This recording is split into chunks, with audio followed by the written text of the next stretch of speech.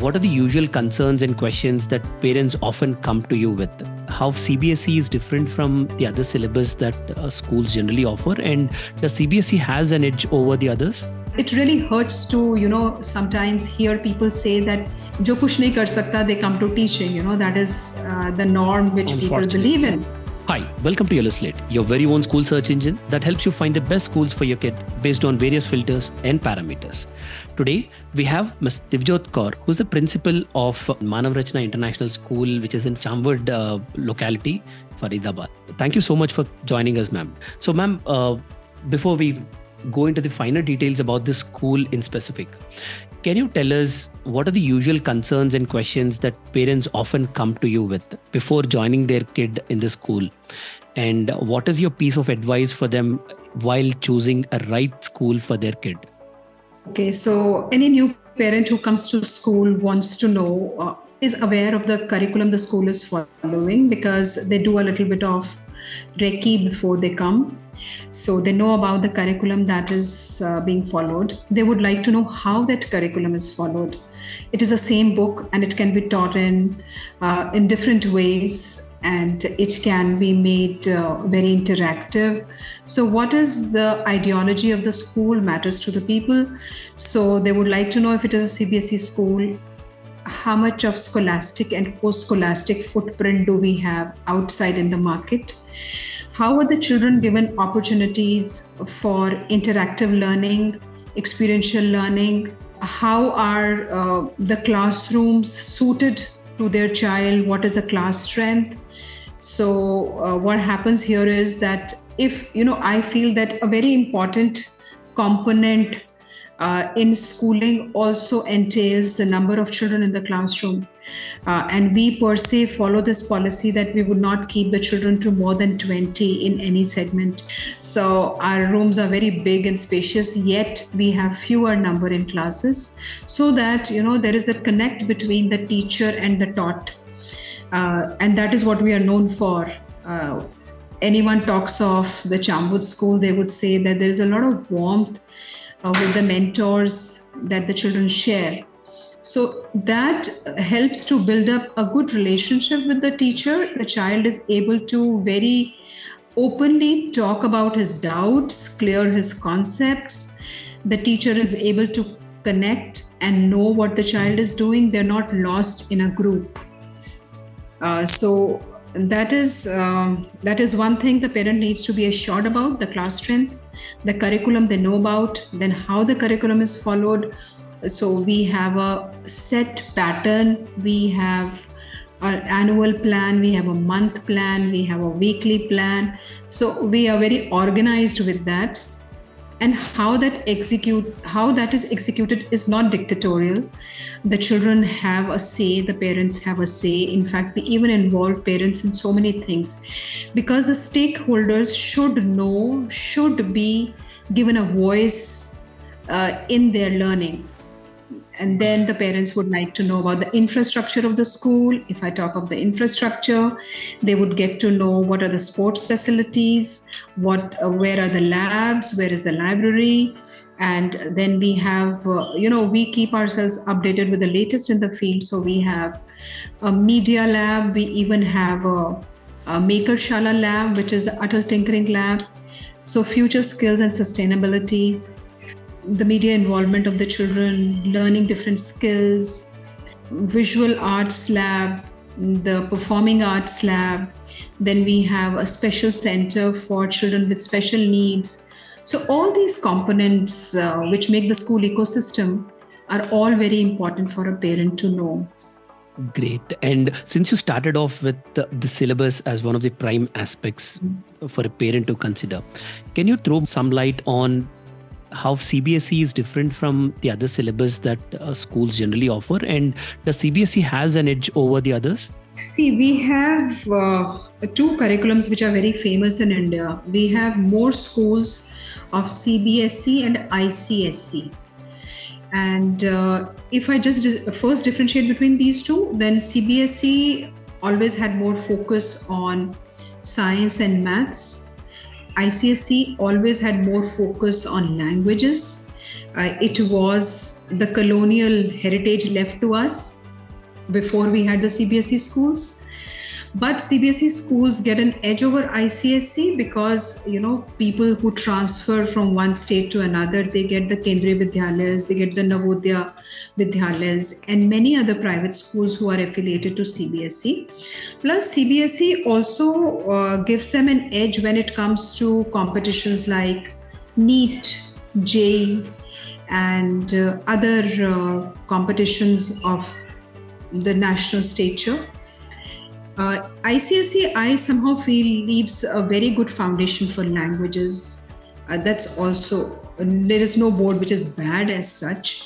But earlier, when people used to compare CBSE with IB or IGCSE, they would say that IB is very experiential learning, practical learning. But I feel that it is not so. CBSE, good public schools do everything that IB school does. It is the same experiential learning we follow at 1/3 the cost less. In IGCSE and IB schools, you pay 3 times the cost.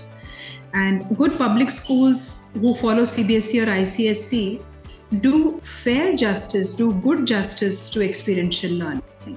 So we have, if I talk of NEP, the way NEP is talking of experiential learning or one foreign language, we have always had it since ages in all good public schools. We were never bookish in our approach to teaching. Got it. And while syllabus is quite important, it is actually the teachers who justifies the syllabus to the course. So can you, being in a position where you can hire teachers and have a say in while hiring teachers, what sort of virtues do you generally look out for while getting a teacher on board in your school? We do follow norms as laid by CBSE. So a teacher needs to be a postgraduate in the subject that she's done a master's in.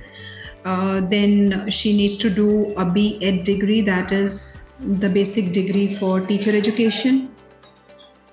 So other than having the subject competency, the teacher should be competent to make her subject very experiential, practical, interactive. It cannot be one-way teaching. It has to be the child as an equal participant in the discussion, in the learning. If I talk of my school, then we are very particular about taking an experienced teacher most of the time. And, any experienced person would come to you if you are judicious with your pay scales. So since they are well looked after, we do end up with taking good teachers. And it really hurts to, sometimes hear people say that anyone who cannot do jo kuch nahi kar sakta, they come to teaching. That is the norm which people believe in. But it is not so. A teacher's job entails too many things. Not only is it the subject mastery, you need to be building that rapport with the children, to deal with their personal issues, their psychological issues, their social issues. So you need to be a very mature person. So you are parenting them in school. You are equal participants in their parenting journey. So there is a lot of responsibility which goes to the teacher's kitty.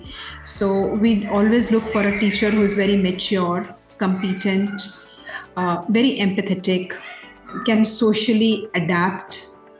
So these are the other qualities and virtues that we would look in for a teacher. Great, ma'am. And in this day and age of AI and AI tools, and especially after the pandemic, the involvement of technology has become a lot more in the education space. So we are very curious to know how Manav Rachna is embracing this entire change in the education system with technology coming into space. So can you tell us more about that? If I talk of the infrastructural aspect, first of all the rooms are fully equipped with the interactive whiteboards.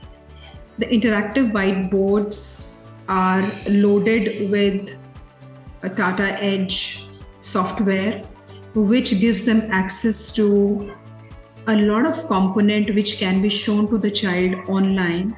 So, you really have a 3D model of a lab working in the class. If you're teaching somebody on the functioning of a human heart, you can, through AI, show the actual palpitation of a heart and the functioning of the heart right there on the IWB board through the software. Other than that, the teachers have access to the latest technology and they can incorporate their teaching with so many videos, their recordings, the best practices for conduct of so many skills into the classroom.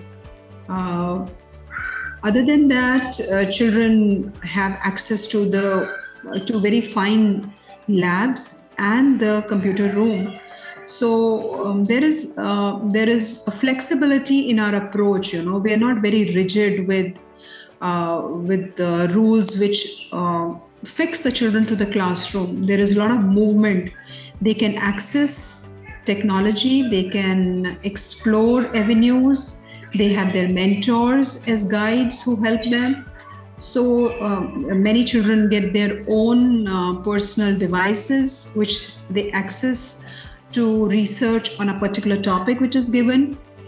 Then many projects are aligned with teaching. Many social concerns are aligned with co-scholastic development. So all that requires technology and it is fully integrated into the curriculum. Got it.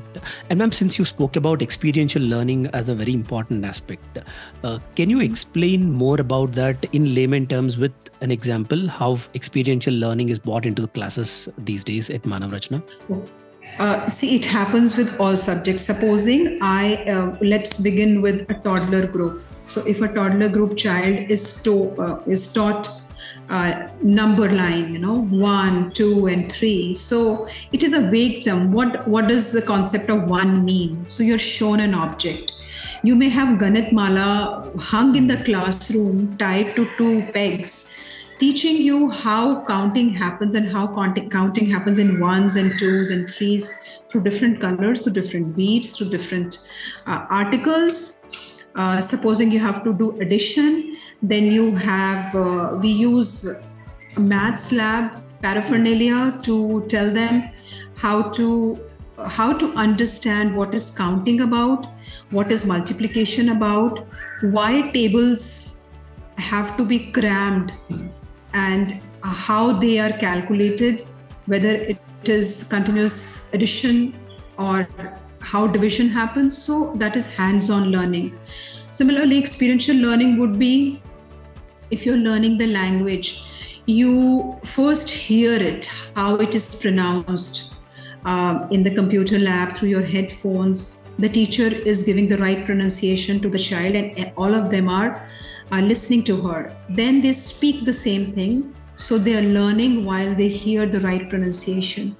Similarly, when you do experimentation and you tell children this happens this way, but you show it to them physically in the lab or through AI on that interactive whiteboard where a 3D dimensional picture can be shown or an experiment can be conducted. So that is what experiential learning is about. Great, ma'am. And for all the parents who are looking for an admission in Manav Rachna, can you tell us the admission cycle, like in which part of the year should they come and reach out to the school to get the admission at Manav Rachna? Primarily, we start receiving the applications around December and the new session begins from 1st of April.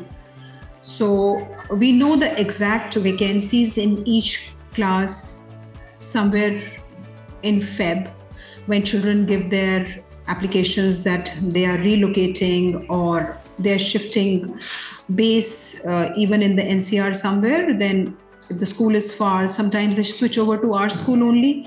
Then the applications we route through our channels.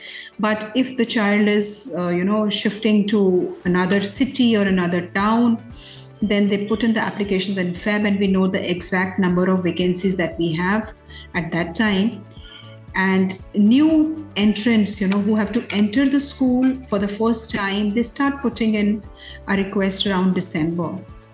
And for the entry level classes, we do not have any admission test that we don't put them through that rigor. We have our own strategy of assessing that they are school ready, that they do not have special needs, and we are able to align them to our philosophy.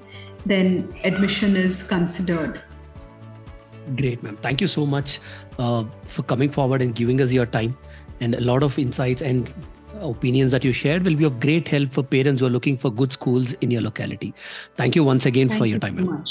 Thanks a lot. Thank you so much. Thank you.